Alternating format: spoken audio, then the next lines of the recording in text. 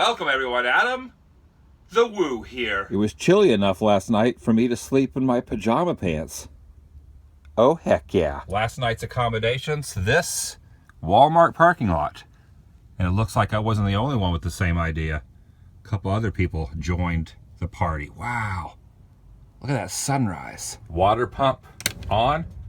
Water heater on.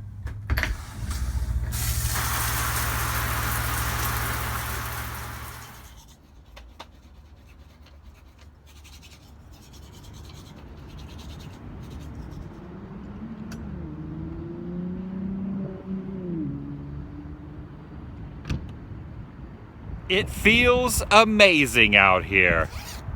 Jacket weather. It's my second channel, daily vlog channel. It's the Daily Woo.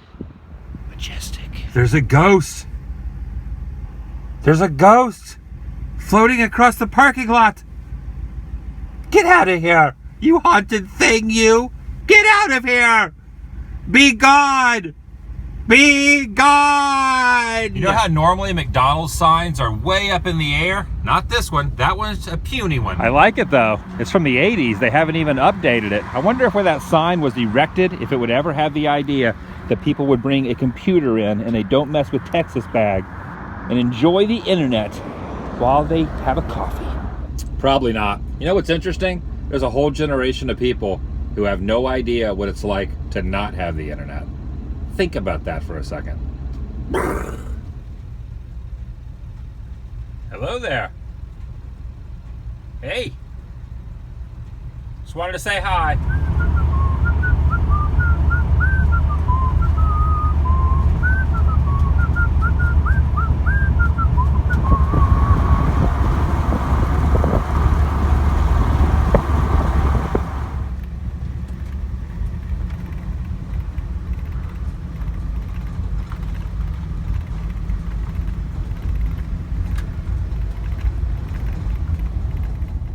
What's up, buddy?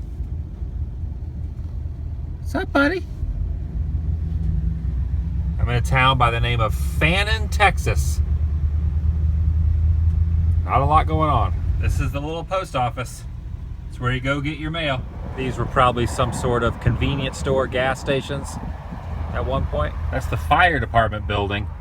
Although by the looks of it, I don't know if it's operational anymore. This iron cotton mill screw was placed here in 1894 to help remember and signify a battle that took place on this exact spot. And where I'm standing right now is where it's located, and all around that central point is where the Goliad Creek battle took place. In 1913, this picture was taken of a few gentlemen taking a photo op around and some on the screw itself. One thing I have noticed here in Texas is every time there's an American flag, there is the state flag directly below it. You don't see that in every state, but you definitely see it here in Texas. The Battle of Goliad and Goliad Massacre. After the fall of the Alamo, Colonel Fannin, which is the name of the town now, and 400 soldiers marched out this way, and they ended up surrendering, thinking that they would be treated as prisoners of war of a civilized nation. However,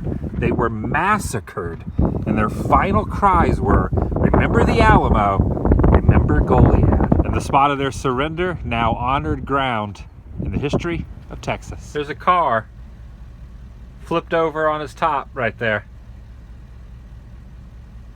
Just left to rot with the weeds growing around it. Car crash, just left there. This parked train has been split in two. That way we are able to drive through this intersection. I don't think that train's moved in quite a while. I am now in the town of Goliad, and you can look at the date stamps on the building, 1896. And right here in front of this very impressive courthouse is something they call the hanging tree. The name of the restaurant right across the road keeps the memory of those days alive. It has been said that close to 70 men were put to death right here. After sentencing, right inside these doors, they would be brought out almost immediately and put to death. I can definitely see why they chose this particular tree, because the branches are so thick, no matter how much someone weighs, it's not gonna snap.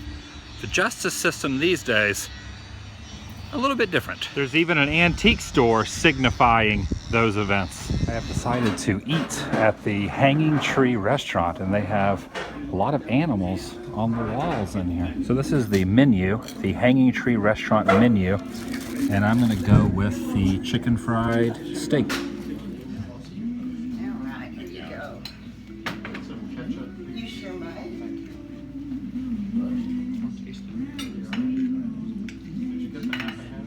I got the same. It's the trifecta of cameras. That's right. We've reached total meta. When one thinks of trees, at least I do, I think of pastoral summers and apples and frolicking. No, that's not what this tree represents. This is the hanging tree in Goliad, Texas, where a reputed 70 people were hung. Most likely from this branch, best I can tell. By random coincidence, I ended up meeting up with Billy Corgan, who you might know from the band The Smashing Pumpkins, and I had lunch with him and the two guys who are traveling with him. They're going across the country in an RV like I am. How bizarre, how unusual, how totally unplanned. And now I'm hanging out. Very cool guys. It's kind of interesting that you're standing under the hanging tree and there's like a ray of light like beaming down from you. Like, He's not alone. I don't know if that's planned that way from the heavens or what it is, but so how many days are you guys out on the road for? 30 days. And how far into the travels are you? Today is actually our equidistant midpoint So where did you start exactly? in Chicago. So you started in Chicago, you're ending in LA, which is the route of Route 66, but you're not taking the Route 66 route, you're just Yeah, well, I did Route venturing all 66 over. at the beginning of last year and really enjoyed it. But as you know from your travels, Route 66 is often more myth than reality. Very true. I've actually mentioned that lately, and it's interesting because yesterday we ended up at the same awesome historic theater in Edna at the same time, but we missed each other by like an hour. Oh, that's pretty cool. It's really cool, old school And now movie we're at the theater. Hanging Tree. Right, and we just had lunch. Thank you for lunch, by the way. You're welcome. At was the Hanging awesome. Tree restaurant. The Hanging Tree restaurant. What'd you have for lunch? I had the chicken fried steak, which means I'm going to have probably a heart palpitation probably in the next 20, 30 minutes. Yeah, I had the swinging in the wind salad. You What about ate better. What'd You ate have? better than the rest of us. 50-50 burger for both of us. Yes, we did Pretty 50-50. awesome. It was very good. Now I can say that Billy Corgan has bought my lunch, and you have contributed to my morbid obesity that I am working on. Oh my slowly. goodness.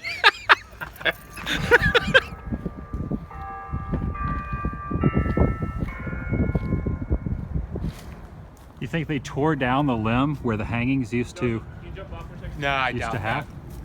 Would Probably be bad, not. Would be bad for tourism. That's true because the restaurant's named the Hanging Tree. It was good meeting you. You Safe too. travels. Take care, man. Wait a second. That's not your RV. That's mine. Wait, you live in this thing? Yeah, that's Large Marge. Oh, you look over here, by the way. Look, I have the nameplate on the front, Large Marge. Were you about to take my RV? Listen, I don't live in an RV. 5-star hotels only. I'm not a king of the road like you. Man, wow. Shunned.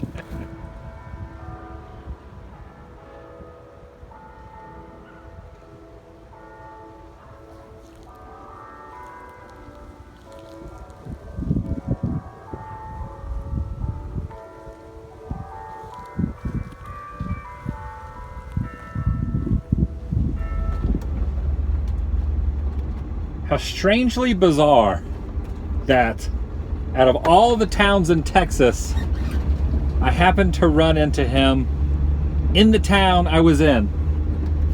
When I first started hitting the road in the RV, a couple people left comments saying, hey, you know the guy from Smashing Pumpkins is doing the same thing you're doing, traveling through smaller Americana type towns and filming videos.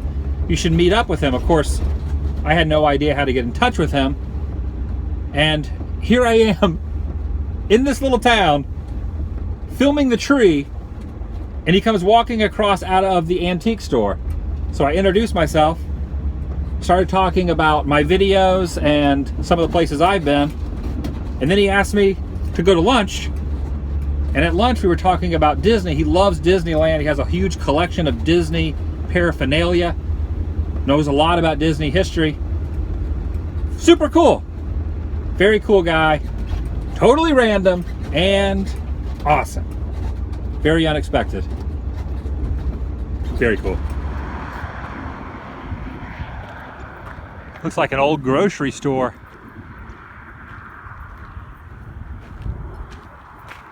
Gas pumps used to be here too at one time. What sort of creatures lived up there?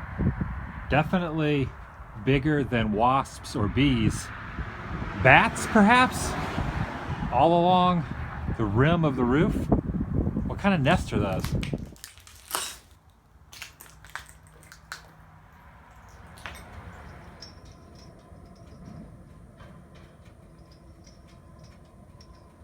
This is a familiar sight here in Texas.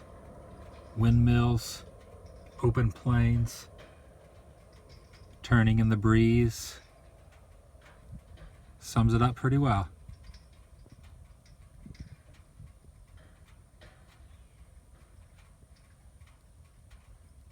Texas. Just waiting here for the automatic flagger to open. Little road construction with a makeshift traffic light and a little pull down railroad-esque type flag. I've been given the go-ahead, but I have to follow this pilot car. It's like a pace car almost, directing me on which way to go. The name of this place is Kennedy. Has a very Main Street USA kind of feel to it as well. The Rialto Theater. There's a number of Rialto theaters around the US. This one, the whole inside is torn out and boarded up. You can kind of see some remnants of the stage back there. But not much left in there. It's all gutted out. The thing I like about this old gas station, the sign says closed down on the front window there. But check out the tiling around the side. Very cool. At one point there used to be a video store right here in this building. 2,000 plus video. Looks like all that's in there now is some old equipment and some band stuff on the wall. Like there's some snare drums and whatnot. In fact, right next door used to be a music store. All the different stickers left on the door from different string companies. Check all these out.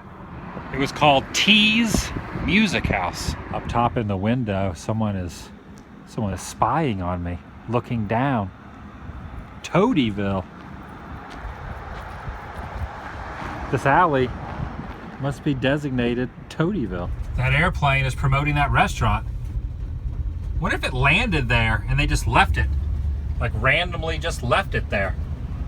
Maybe.